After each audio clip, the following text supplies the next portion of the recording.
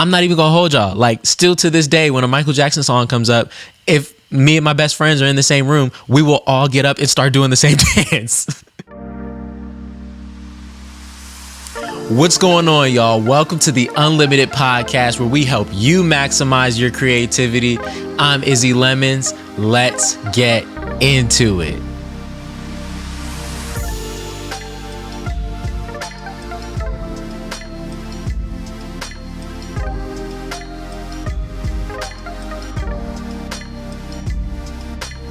Musicians, artists, producers, what is going on? Welcome to the Unlimited Podcast, like I just said, where we help you maximize your creativity. If it's your first time tuning in, I want to say thank you, number one, but also welcome to the Unlimited family. Look, I promise you, you're not going to feel like you wasted your time by listening to this podcast, but you're going to leave here with some great wisdom for your creative journey. If it's not your first time, it's probably like your 30th, because this is our 30th episode, right? That's mind-blowing. But I want to say thank you for your continued support, for tuning in consistently. It truly helps us push this message and this mission of unlimited artistry to the masses. So I appreciate your consistent support, and welcome back. All right, back to you first timers though. As a brief introduction, my name is Izzy Lemons. I've been a creative for over 14 years, and I reached a point in my life where everything came crashing down because I didn't know who I was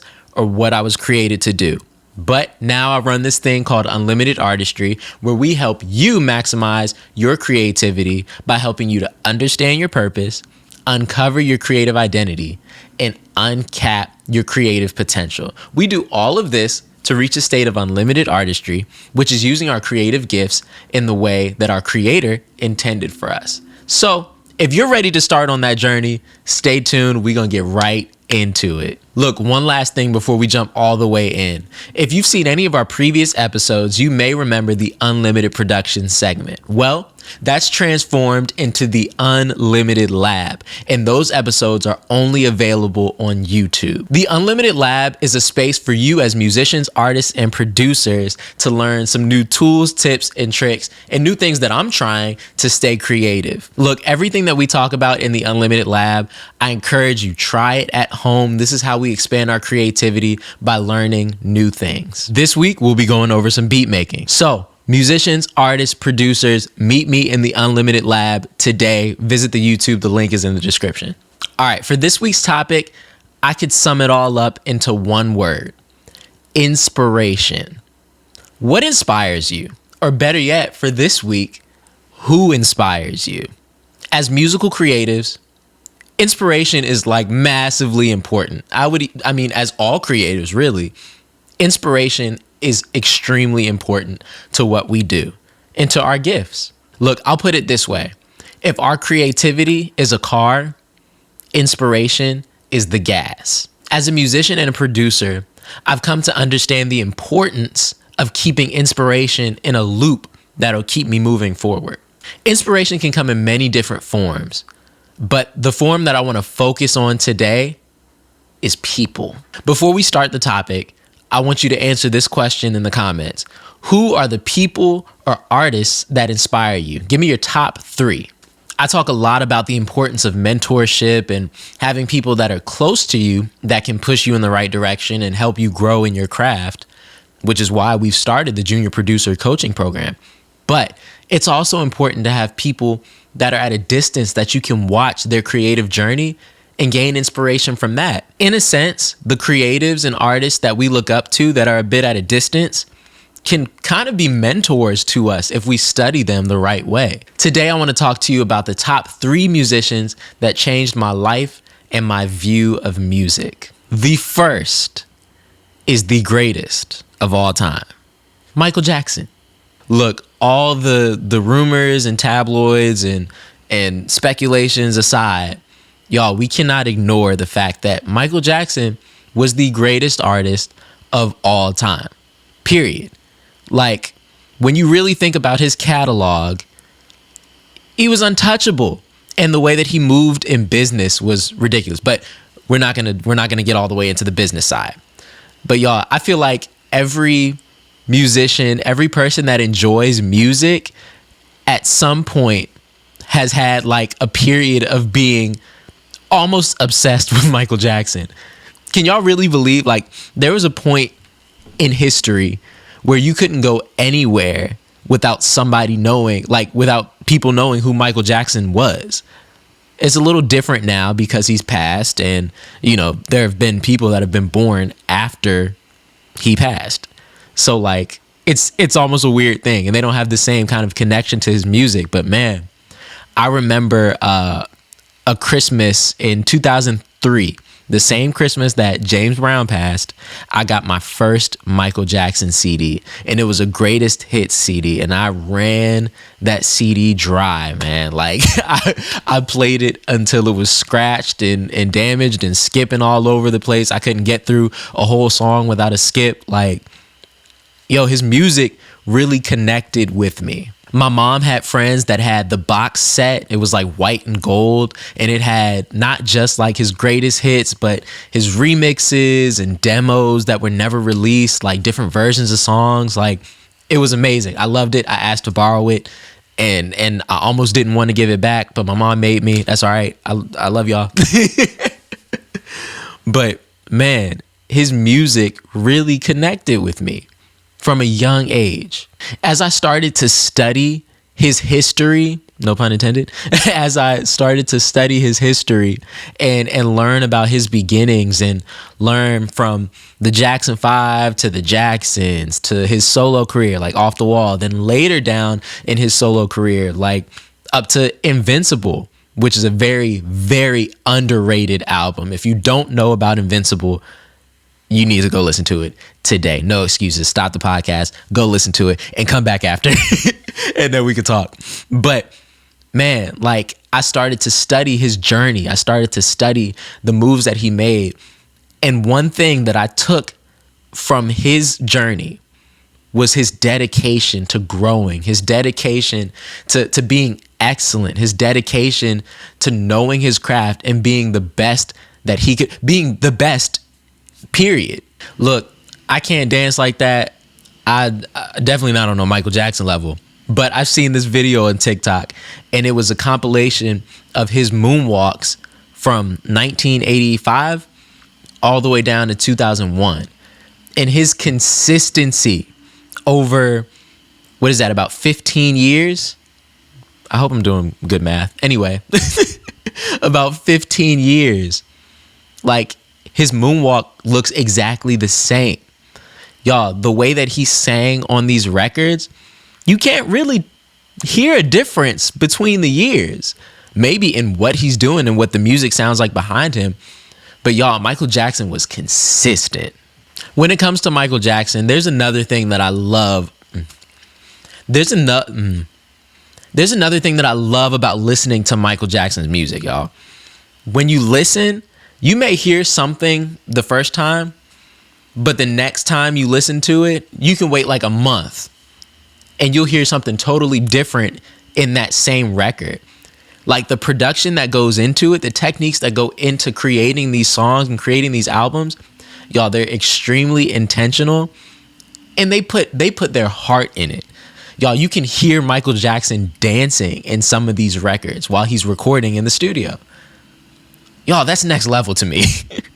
Another way that Michael Jackson's music changed my life was by helping me to understand the joy of music. I would be willing to bet money that you can only count on one hand how many times you've seen trick-or-treaters and no Michael Jackson costume. Why is that? Because the joy in Michael Jackson's music translates across all ages. Full-grown adults to kids. I knew a bunch of kids when I was younger that loved Michael Jackson just as much as I did. Some of my closest relationships all have in common that we were really big fans of Michael Jackson when we were younger. I'm not even gonna hold y'all. Like, still to this day, when a Michael Jackson song comes up, if me and my best friends are in the same room, we will all get up and start doing the same dance. That's a little embarrassing, but I don't care. We're gonna share it. But y'all, there is a joy that I've experienced from Michael Jackson's music, and I've seen other people of many different ages experience it. So it's not just me. Another way that Michael Jackson's music changed my life is by helping me understand eras and seasons.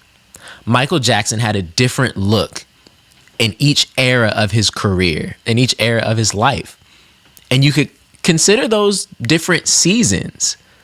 When he was working on one album, he'd go into a different sound, like, and into a different look, different types of clothes, different attire, different costumes when he's on stage. And at the end of his career, when he was putting together the This Is It tour, you can see all those different eras come together into this beautiful production. For example, if you were to go listen to the Thriller album and then move down to Dangerous or History, or come back a little bit to the Bad album, his vocal sounds consistent. Like, you can barely tell the difference. It's almost like his voice didn't age, but the music is different. They're different eras. He's using different sounds. As music grew and developed, his sound grew and developed. He started incorporating more hip hop elements into his music, more rock elements a little bit further back. But like, there are different seasons and eras that he embodied in his music. And I think that that's something that we can take as musical creatives. There are different seasons. We don't have to stay doing the same things our entire careers. We can switch it up a little bit. We can have seasons. We can have eras. We can try new things. We can try new sounds. We can try new techniques. Try a different genre. Try it, you know? We don't have to be locked into this one permanent sound. With that being said, Michael Jackson knew how to age in his music and how to mature in his music. And I think that that's something that we can take as musical creatives. So that is how Michael Jackson's music has changed my life. The next musician that changed my life and my view of music is Slash. If you are unaware, Slash was the lead guitarist from Guns N' Roses, an 80s rock band that moved into the 90s. I mean, Guns N' Roses still exists, but it's not the same Guns N' Roses. Yeah, we'll just leave that there. But man, Slash is my favorite guitarist of all time. And I might get some heat for that because, you know, they're the greats like Hendrix and B.B. King and Stevie Ray Vaughan and all these other guys, right? But Slash is the combination of all of the legends. But he still adds his own sound and his own flares to it. Y'all, Slash is my favorite guitarist of all time. Y'all, as a young guitarist, of course, I loved playing Guitar Hero, right? And Guitar Hero 3, you could play as Slash. So I took, you know, I would play the game. I wanted to learn the music and have an understanding of it. So I went and looked up Guns N' Roses on YouTube and was just so fascinated by the sound and why their bass player, Duff McKagan, was using a pick. And I was fascinated with the sound that came from that. And I started to study Slash, and I realized, oh, this is an African American man that is playing rock music and is a world-renowned guitarist. Like, that's something I could get with. But man, as I started to study and really focus in on what he was doing, Slash is the reason why I'm really heavy on using the pentatonic scale. And the pentatonic scale is like the basis of how I listen and play guitar. Ironically, Slash had collaborated with Michael Jackson, so that wasn't the first time that I truly seen Slash. If you want some reference material, you can go check out the 1995 MTV musical, was it VMAs? I don't know. It was MTV Awards in 95 when Michael Jackson did an entire performance. It was like one of his greatest. And Slash comes out in the middle of the performance, and they do this thing. It's an act. He doesn't actually want him to get off stage. Don't worry about it. But he comes out on the stage and he's playing this solo and he's killing it. Like, he's bodying it and watching his fingers move. Like, it was just so fascinating to me. And I'm like, yo, I need my fingers to move like that. I want to be able to play like that. Slash is one of the biggest reasons why I'm such a huge fan of the Gibson Les Paul silhouette and the sound that comes with a Les Paul, and understanding vintage guitars. Like the 59 Gibson Les Paul is such a coveted instrument. Like learning and finding Slash and being able to see that has helped me understand a lot about guitar, tone, music. I mean, even just the genre of rock in itself. I would consider Slash a master of expression. He knows how to pull the feeling and emotion out of every note that he plays, whether it's through his vibrato, which is, you know, how you vibrate the note on the neck of the guitar, to how hard he picks, to even the effects that he uses. Like it all goes into how you express as a guitarist. And that's a big deal. Another thing that Slash has helped me understand is tone. Man, I spent years chasing after that Slash tone and, you know, downloading different effects pedal patches that didn't necessarily get it all the way right, and understanding the dynamics of how he played and how he created the sound that he had. But man, I learned about the powerful combination of a Les Paul and a Marshall amp. Man, it is is next level. And I think that he's one of the guys that mastered that sound. But also the use of a crybaby wah pedal. Like it does exactly what it sounds like it does. It makes it sound like your guitar is crying. But even down to where he decides to play certain notes in his solos, like on these tours that they've had, as the tours with Guns N' Roses, he'll take these like 20, 30 minute, I think there's a 40-minute one out there too, solos where he's just going. And it's not like he's just playing the same thing and playing fast all the time, but he incorporates some blues in there. He incorporates, like, there's a little bit of classical feel in what he does as well. But he compiles everything that he's taken in and everything that he's learned and has put it into his playing. I would say that one of the biggest ways that Slash's music has impacted my life is by showing me the importance of diversity in musical taste. And we're actually going to touch on that again in the next artist, or in the next musician. But Slash has shown me the importance of taking what you've listened to and mashing it all into what you do. And that it's possible to do that as a guitarist. Not only was Slash incorporating, like, obviously he was a rock musician, but he incorporated a lot of blues, some jazz elements, and even some funk. He grew up in California in the 60s and 70s, if I'm not mistaken. And he was an African-American kid. So his mother was listening to a lot of funk groups, a lot of rock. Like there was stuff around him, but his diverse taste in music created a very diverse palette for him to pull from when he's creating these sounds and when he's crafting his tone and helping to write these songs. Like, it's a major deal. As a bonus, he also showed me that it is possible to achieve great success as a solo guitarist without having to be a vocalist. If there's one video that I would suggest that you check out if you want to be exposed to Slash's skill and his excellence on the guitar, I would say to check out his guitar solo from their 1991 tour in Tokyo. I think that was the year. I'll put the link in the description, but it's amazing. You should definitely check it out. He's playing this gold top Les Paul is just great, and he's going in. And then he ends up playing the Godfather theme, which is another one of those records that he referenced a lot. So check it out. And that is how Slash has impacted my life and how his music has impacted my life and view of music.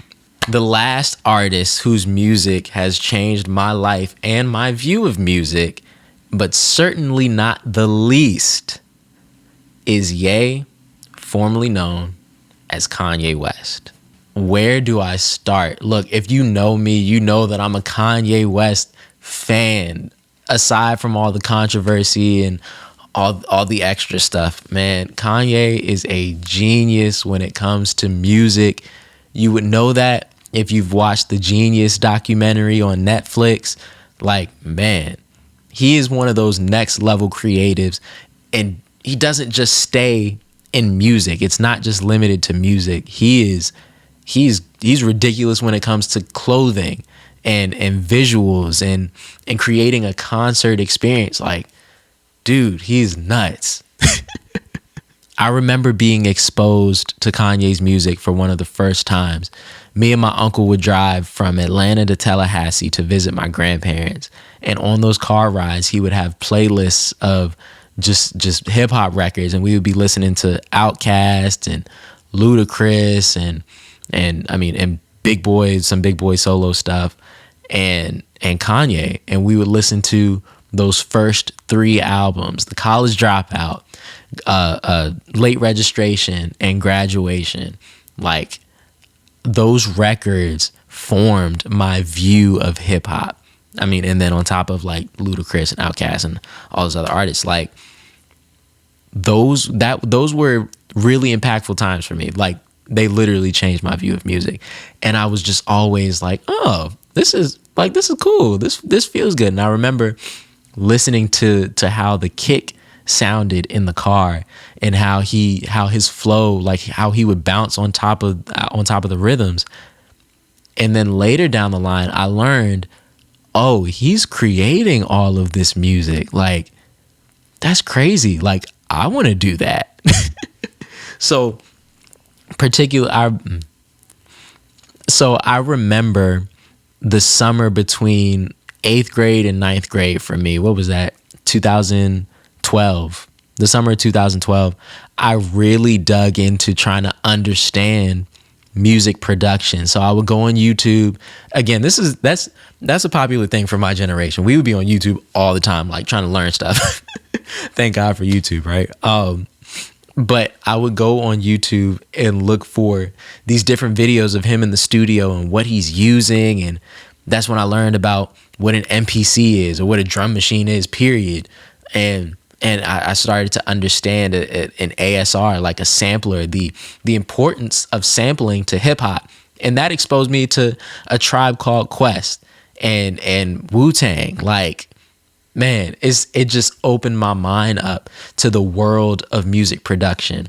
I was so determined to learn that when I was taking guitar gigs, the money that I would get from them, I would use it to buy production equipment. So I had this laptop. I had this program called Mixcraft. I'm sure some of you have heard of it and maybe have used it. Maybe some of you still use it.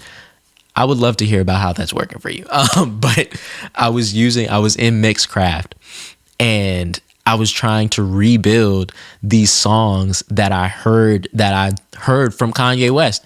And I mean, even producers like Timbaland and Pharrell, like I was trying to remake these songs in this program and use what I had.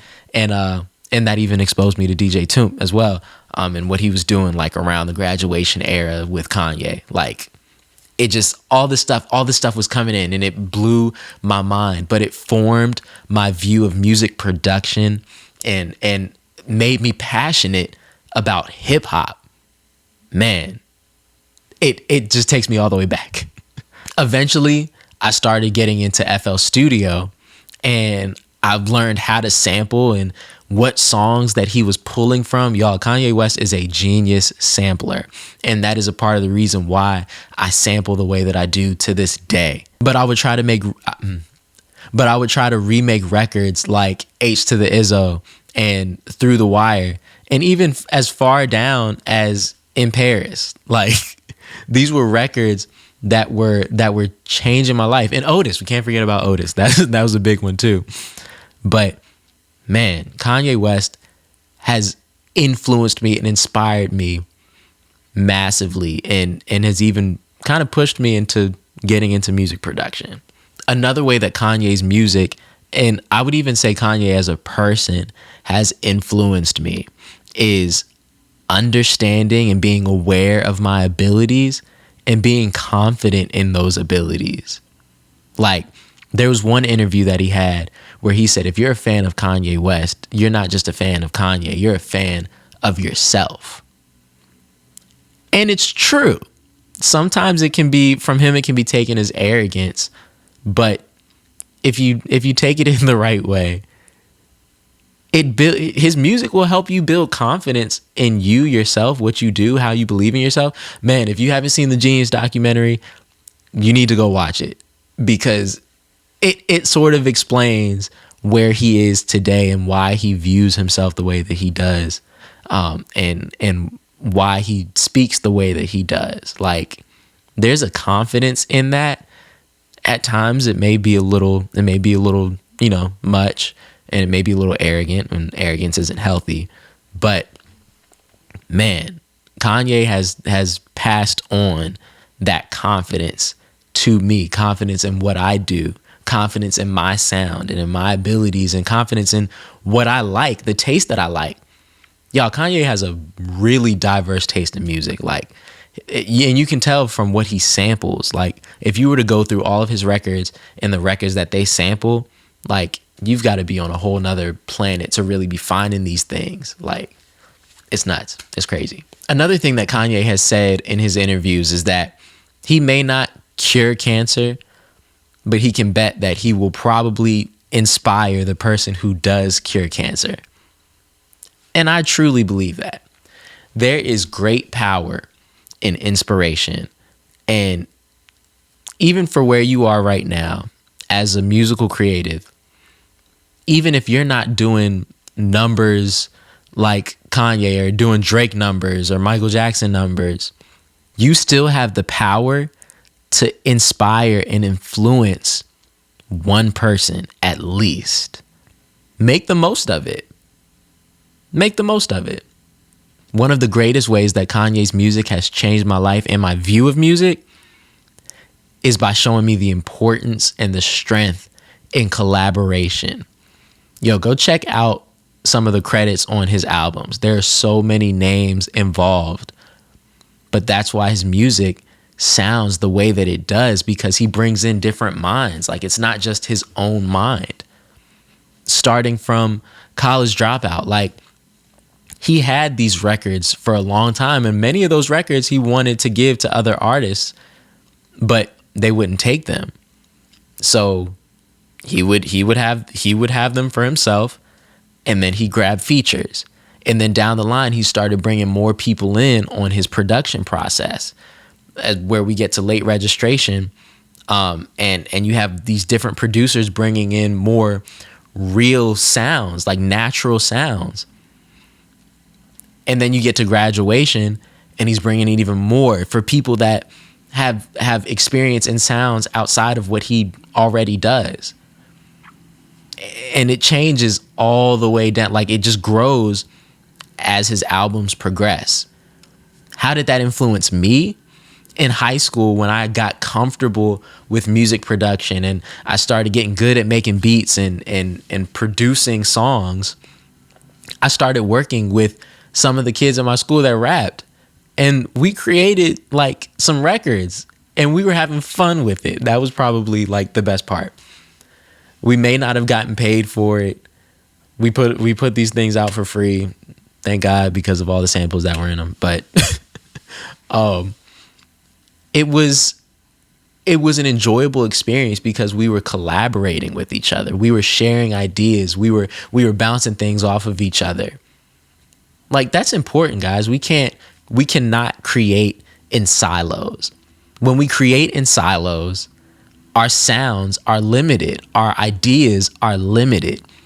If we want that to be unlimited, we have to collaborate with other creatives. Find an artist that lives near you that you can link up with, producers. Find other producers that you can collaborate on beats with. Maybe you know somebody that's really good at melodies and you're solid on drums, or vice versa. Whatever it is, when we create in silos, we limit ourselves. Y'all, don't get trapped in the silo. Don't create in the cave. Come out, find other creatives to collaborate with, and take the limits off of your creativity. So these are the 3 musicians whose music has changed my life and my view of music. Was this episode just an excuse for me to talk about some of my favorite musical creatives? No. But I hope that you were able to take some of the things that I've learned from these people and apply them to your creativity and figure out new ways to find new artists to listen to and to find inspiration, and even challenge you to look at who's inspired you over the years and what you've learned from them. I think it's good to take inventory on those types of things, but I can say that Michael Jackson has changed my view of music as a whole. Slash has changed my view of guitar and playing and expression on guitar. And Kanye has completely inspired my view of music production. And speaking of music production, here at Unlimited Artistry, we want to help you bring your musical vision to life. So we offer music production services. If you want a single or your album produced by Unlimited Artistry, or if you need mixing and mastering for your record, or if you need guitar tracking. MIDI guitars suck, guys. Come on. Visit Unlimited Artistry, and you can visit our website and get started as soon as today. Look, y'all, I don't want y'all to miss the point, though. At Unlimited Artistry, we don't just care about your music and your musical gifts, but we also care about your creativity and your life. So I have a couple things that I want to tell you about. We offer the Organized Creative Video course for creatives just like you. Because being a disorganized creative, like I said, I've been a creative for over 14 years, and more than 10 of those I've spent being a disorganized creative. It's important that we gain those skills so that we can steward our creative gifts properly, and we can see income, time, and opportunities increase as we do better with our creativity. Look, if you've ever missed a deadline, if you've ever forgotten to do something, if you just generally feel overwhelmed or anxious when you have things that you have to do, you definitely need this video course. So check it out. The link is below. That is why here at Unlimited Artistry, we offer the Junior Producers Coaching Program. It's the perfect opportunity to give your junior producer a connection that will change their life. Through this program, I'll be meeting with them weekly and share all the wisdom and experience and knowledge and connections that I have that will help to change their lives. Look, it's not just important for their careers, but for their lives that they get connected with the right people that can give them the wisdom and guidance that they need to be successful on this journey. Not only that, but they need somebody to talk to when things get hard. That is what we want to do for them here at Unlimited Artistry. So if that interests you, sign your junior producer up today. Visit the link below. To stay locked into everything that Unlimited Artistry has just for you, you can follow us on Instagram at Unlimited Artistry. You can follow me on Instagram at Izzy_Lemons. You can follow us on TikTok at Unlimited Artistry. And you can visit our website, UNLMTDartistry.com. Again, that's UNLMTDartistry.com. What? That's UNLMTDartistry.com. What? Okay, I'm done. I'm gonna chill. But y'all, thank you so much for tuning in. I appreciate you coming back, for tuning in for the first time. I hope you enjoyed it. Let me know what you thought in the comments. Leave a review, all that good stuff. I will see you on the next episode. This has been the Unlimited Podcast.